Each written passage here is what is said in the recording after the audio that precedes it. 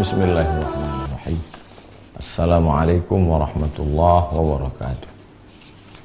Alhamdulillah wassalatu wassalamu ala Rasulillah wa ala alihi wa sahbihi wa man tabi'ahu wa mawalah. Jamaah yang dimuliakan Allah Subhanahu wa taala. Malam ini kita masih diberikan Allah umur panjang, kesehatan.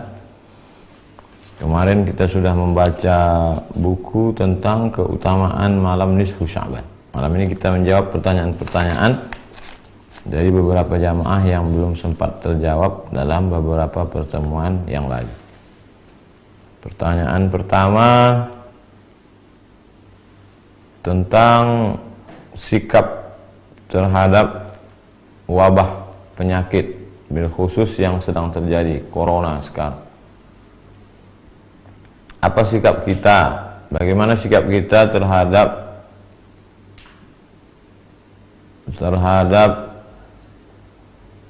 beberapa daerah yang mengosongkan masjid, tidak melaksanakan sholat Jumat dan sholat berjamaah? Apakah sebaiknya kita sholat ke masjid atau di rumah pada saat bencana, pada saat wabah? Maka Nabi SAW sudah mengajarkan kepada kita dalam Sahih Bukhari dan Muslim, idza sami'tum bihi ta'un, idza sami'tum bihi, kalau kamu mendengar ada bihi di situ maksudnya ta'un, wabah, bencana, musibah, penyakit, bi ardin, pada suatu daerah, la taqdimu alaih, jangan kamu datang ke sana. Kita sudah tahu di daerah itu ada wabah penyakit, maka kita jangan datang. Wa idza waqa'a bi ardin wa antum biha, kalau kamu berada di suatu tempat dan di situ ada wabah penyakit, fala takhruju firaran minhu, maka jangan keluar dari daerah itu. Ini kan yang dilakukan oleh beberapa negara sekarang. Italia misalnya, kita sudah tahu di sana ada wabah terbesar nomor 2 setelah Cina, maka kita jangan ke sana, jangan liburan ke sana. Ini dikasih cuti malah pergi liburan ke Eropa. Dan kalau kita udah sempat ke sana, maka jangan pulang ke Indonesia. Alhamdulillah sekarang sudah ada karantina 14 hari untuk sterilisasi. Kalau sudah bersih, dia steril, tidak ada membawa virus, baru dia boleh lagi berinteraksi sosial dengan masyarakat. Lalu ada sebagian orang mengatakan, untuk apa kita takut bencana? Kita kan takutnya kepada Allah Subhanahu wa taala. Loh, ini kan yang mengajarkan Nabi Muhammad sallallahu alaihi wasallam. Kata Nabi, firra minal majzum, firra, larilah engkau, minal majzum. Kalau ada orang yang terkena penyakit menular, di sini dalam konteks ini Nabi menyebutkan penyakit kusta. Firra minal, larilah engkau dari orang yang kena penyakit kusta, firaraka minal asad, seperti engkau lari dari singa.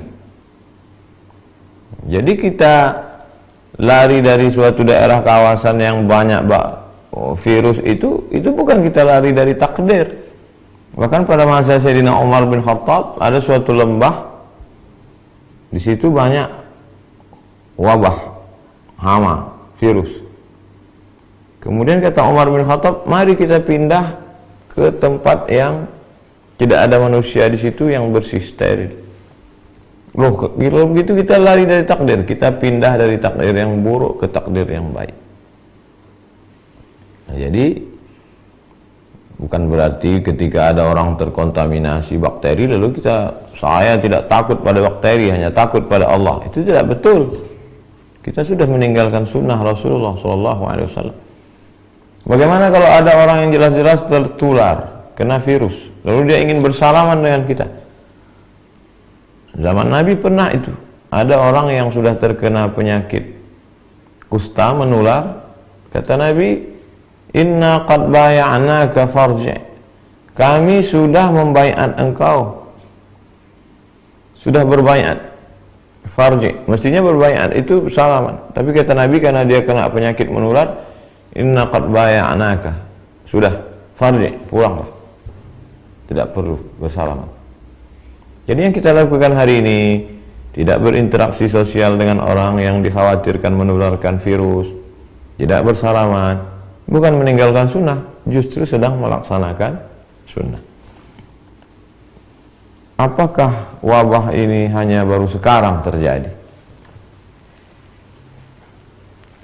Kita baca apa yang disebutkan oleh Imam Az-Zahabi dalam kitab Syiar A'lam An-Nubala. Wa kana al-qahtu 'aziman bi Misra. Pernah suatu masa terjadi di Mesir itu masa paceklik. Wa bil Andalus. Tidak hanya di Mesir, sampai ke Andalusia, Spanyol. Mesir, Libya, Tunisia, Aljazair, Maroko, Spanyol. Wa ma'ahidha qahtun wala waba'un mithlu. Belum pernah terjadi masa paceklik, kemarau panjang dan wabah penyakit sedahsyat itu.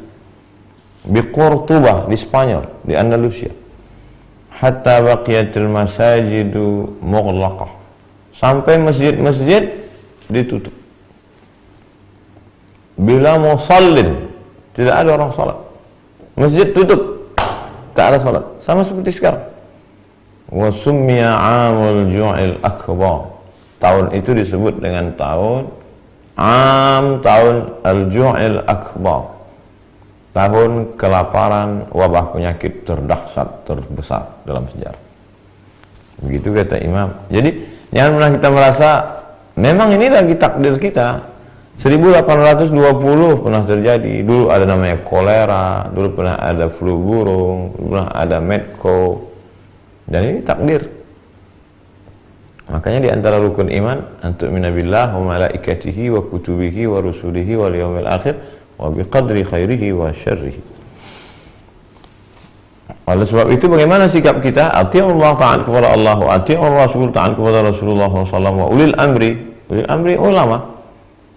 Majelis Ulama Indonesia sudah mengeluarkan tentang masalah sholat berjamaah, tentang masalah tidak berkerumun, dan saya pribadi tidak melaksanakan tabligh akbar untuk menjaga ini. Bahwa ada sebagian orang mengatakan risau, kenapa masjid ditutup, kenapa mall tidak, kenapa masjid ditutup, kenapa airport tidak, kenapa masjid ditutup, kenapa bioskop tidak. Itu tidak serta-merta lalu kita berkata kalau begitu masjid jangan ditutup. Jadi yang tepat itu bukan begitu. Tidak berkerumun di masjid, juga tidak berkerumun di mall. Yang sampai ketika orang ditanya, kamu tidak sholat Jumat? Saya takut nanti tersebar virus. Dia tidak sholat Jumat, dia tidak sholat berjamaah, tapi ke mall. Tapi orang asing yang tidak steril dibiarkan masuk. Nah, ini tidak benar. Oleh sebab itu kita saling menjaga.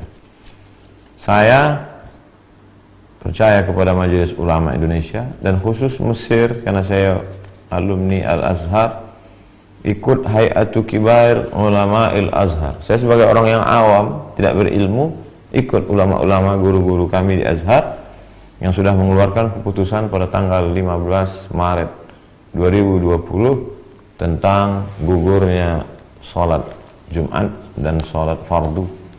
Perlu kita pahami bahwa korban akibat virus corona di Mesir jauh di bawah Indonesia.